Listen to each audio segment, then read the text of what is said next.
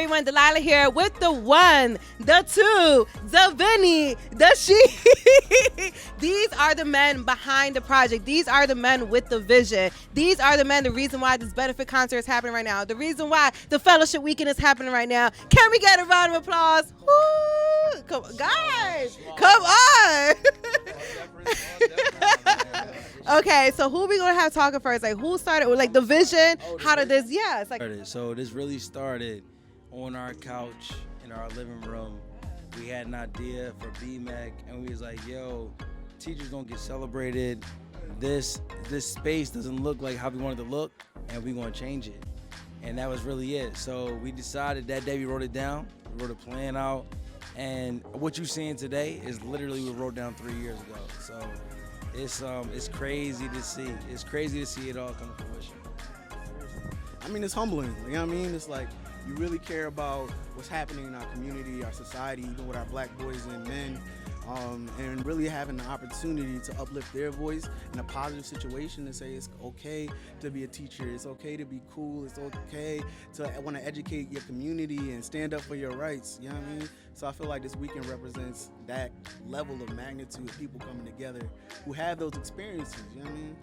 So what we want you guys to understand, because I personally didn't even notice until like I read through their website, less than 2% of educators are African American males. We are talking about all these children right now. This is lack of representation they have right now, and I believe I read that in Philly it actually went down 20% within the last year or so, if I'm not mistaken. And it looks like it's not even going to be rising anytime soon. So can you guys talk about the importance of like what is the repercussion of the shortage of black male teachers? Yeah, I mean, I think it's simple. Our boys usually get suspended. They usually get misunderstood. Our black girls, the same thing, because it's a culture and a mindset shift that needs to happen. And I think teacher diversity, especially having more black male educators, research is showing, like, they do better. They're more invested in school. They want to go to college. So that's positive. That's good. And I will take the infamous Sharif El-Mekki, who's the founder of the fellowship. His key words are, as well as Vince too, you can't be what you can't see, right? So like, you can't tell kids that they're gonna become educators when all they're seeing is white women in front of them. And there are some phenomenal educators that are women, that are white male, but it truly is impactful when you see yourself represented in that space. And I think that's what people they don't really pay attention to what that looks like. Like, what do you want people to take away from not just like this weekend, your whole initiative in general? I think overall it's a positive message for all black men to be involved in the lives of our children, whether it be as a parent or an educator or a youth advocate, a community leader. Like, you know, that is the overall message. We want to get more black male educators in Philadelphia by 2025 because it is necessary. 1,000.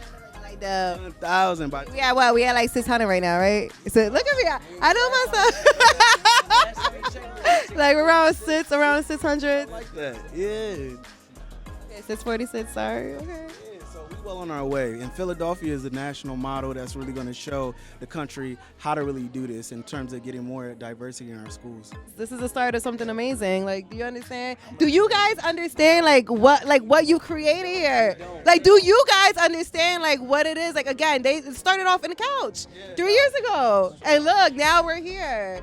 Listen, we literally earlier today, I was just like, this concert, I'd be taking a risk. It's a risk. You know what I'm saying? It's a risk. And to look off that stage and see this place packed, I was like, people are responding. And to see 900 plus people register for our conference, like, it's a win. And we could have never dreamed that this many people would get behind our cause.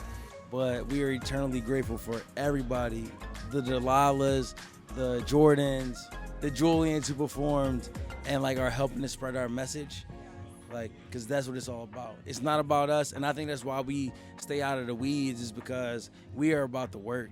We don't care about anything else besides making the education space equitable for our kids, and that's it. Any final words, guys? Amen, brother. I concur.